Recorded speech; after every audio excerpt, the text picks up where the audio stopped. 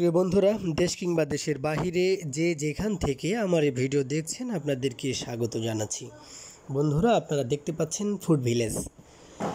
আমি এই ফুড ভিলেজের ভিডিওটি আপনাদেরকে কেন দেখাতে চলেছি সে কথাটি আগে বলে আসি। হাটিকুমরুলের ফুড ভিলেজে আর থামবে না কোনো গাড়ি। আপনারা আমার থাম্বনেল দেখে বুঝতে পেরেছেন যে আমি ফুড ভিলেজ প্লাসের কথা বলছি। উত্তরবঙ্গের প্রবেশদ্বার সিরাজগঞ্জের হাটিকুমরুল গোল চত্বর মহাসড়ক। এই মহাসড়ক দিয়েই বঙ্গবন্ধু সেতু হয়ে উত্তর ও দক্ষিণবঙ্গের ২৭ জেলার যানবাহনগুলো রাজধানী ঢাকাসহ বিভিন্ন জেলায় চলাচল করে। দীর্ঘ যাত্রাপথে যাত্রী ও চালকের বিশ্রামের কথা মাথায় রেখেই ২০১৩ সালে হাটিকুমরুল গোল চত্বরের পাশেই ব্যক্তিগত উদ্যোগে গড়ে তোলা হয় ফুড ভিলেজ প্লাস রেস্টুরেন্টটি। অল্প দিনের মধ্যেই জনপ্রিয়তা পায় ফুড ভিলেজ। প্রতিদিন বিভিন্ন জেলার যাত্রীবাহী বাসসহ বিভিন্ন ব্যক্তিগত যানবাহন ভিড়ত এখানে। দ্বিতীয় তলা বিশিষ্ট রেস্টুরেন্টটিতে হালকা নাস্তা থেকে শুরু করে ছিল সব ধরনের ভারী খাবারের ব্যবস্থা। প্রতিদিন হাজার হাজার যাত্রীবাহী বাসের যাত্রী ও চালকেরা স্বচ্ছন্দে এখানে খাওয়া দাওয়ার পাশাপাশি বিশ্রাম নিতেন। এ পথে চলাচল করেছেন, অথচ ফুড ভিলেজে গাড়ি থামিয়ে খাওয়া দাওয়া করেননি এমন মানুষ খুঁজে পাওয়া মুশকিল। রাত দিন সমান তালে চলত ফুড ভিলেজের ব্যস্ততা। এখানে আসা যাত্রীদের সেবায় প্রতিটি ফ্লোরেই ২৪ ঘন্টা নিয়োজিত থাকত একাধিক ম্যানেজার সহ কয়েকশো ওয়েটার। কিন্তু ব্যস্ততম এই ফুড ভিলেজ প্লাস রেস্টুরেন্টের সামনে এখন আর দেখা যাবে না দূরপাল্লার কোনো বাস বা ব্যক্তিগত কোনো গাড়ি। ভেঙে ফেলা হচ্ছে এটি, সরিয়ে ফেলা হচ্ছে ফুড ভিলেজের বিভিন্ন আসবাবপত্র ও মালামাল। আর কয়েকদিনের মধ্যেই সম্পূর্ণ ভেঙে ফেলা হবে দ্বিতীয় তলা বিশিষ্ট জনপ্রিয় এই রেস্টুরেন্টটি। জানা যায়, হাটিকুমরুল গোল চত্বরে নির্মিত হচ্ছে আন্তর্জাতিক মানের ইন্টারচেঞ্জ।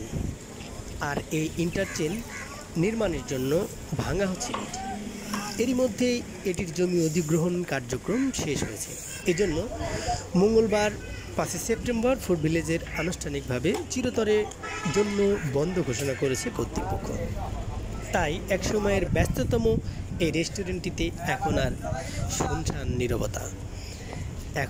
শুনশান নীরবতা। দীর্ঘদিনের কর্মব্যস্ত এই প্রতিষ্ঠানটি বন্ধ হয়ে যাওয়ায় আবেগে আপ্লুত ফুড ভিলেজের হাজারো হাজারো লক্ষ লক্ষ উত্তরবঙ্গের যাত্রী। যে বন্ধুরা, তো যে ফুড ভিলেজটি বন্ধ হয়ে গেল, তারপরেও বিভিন্ন যাত্রীরা যারা উত্তরবঙ্গ থেকে ঢাকায় যান এবং ঢাকা থেকে ফিরে আসেন, তারা এটা দেখার পরে হতাশাগ্রস্ত। সে জায়গা থেকে আমি এই ভিডিওটি করছি এবং আমি চেষ্টা করছি এই ফুড ভিলেজটি দেখানোর জন্যে। একই কোম্পানির এই ফুড ভিলেজ এবং ফুড ভিলেজ প্লাস। তো ফুড ভিলেজ প্লাসটি ভেঙে ফেলা হলেও এখানে এখন থেকে গাড়ি দাঁড়াবে উত্তরবঙ্গের প্রত্যেকটি গাড়ি। তো আপনারা যারা আমার এই ভিডিওটি দেখছেন, আপনারা হতাশ হবেন না। আপনাদের হতাশা দূর করার জন্যই মূলত আমি ভিডিওটি করছি। আমি খুবই অল্প সময় পেয়েছিলাম, সে সময়ে আমি চেষ্টা করেছি এই ভিডিওর মাধ্যমে এই ফুড ভিলেজ সম্পর্কে আপনাদেরকে সামান্য যেটুকু ধারণা না হলেই নয় সেটুকু ধারণা দেওয়ার জন্যে। এই ফুড ভিলেজটি অনেক সুন্দর। এটি সবুজে ঘেরা, প্রাকৃতিক সৌন্দর্য বেষ্টিত এই ফুড ভিলেজ। সেই ফুড ভিলেজটি আমি আপনাদেরকে দেখানোর চেষ্টা করেছি এবং আপনাদের যে ধারণাটি ছিল যে ফুড ভিলেজ প্লাস বন্ধ হয়ে গেল, আমরা এখন কোথায় দাঁড়াবো, কোথায় হালকা নাস্তা সেরে নিব, তো আপনাদের সেই হতাশা দূর করার জন্য আমার এই ভিডিওটি তৈরি করা। তো আপনারা দেখলেন এই ফুড ভিলেজটি। এই ফুড ভিলেজটিতেই এখন থেকে উত্তরবঙ্গগামী পরিবহন, যেটা ফুড ভিলেজ প্লাসে দাঁড়াতো, সেসব পরিবহনগুলো এখানেই দাঁড়াবে। তো আপনারা সুন্দর করে আমার এই ভিডিওটি যারা দেখেছেন তারা বুঝতে পেরেছেন যে আপনাদের এখন থেকে যে হতাশাটি ছিল সেই হতাশাটি আর থাকবে না। তো আমার এই ভিডিওর দ্বারা আমি চেষ্টা করেছি আপনাদেরকে দেখানোর জন্য এই ফুড ভিলেজের পরিবেশ। এখানে রয়েছে নামাজের জন্য জায়গা এবং যে ওয়াশরুমের যে ব্যবস্থাটি রয়েছে সেটি সত্যি অনেক সুন্দর।